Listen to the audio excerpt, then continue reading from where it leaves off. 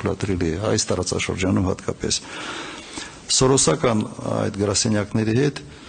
պետք է օրենքով կարգավորենք, ուղղակի կան օրենքներ նաև արևմտյան երկրներում, որոնք շատ խիստ արգելում են դրսի ֆինանսավորում նման հարցերով զբաղվելու պարագայում, մենք ուղղակի օրենսդրական դաշտ ենք ձևավորելու, որից հետո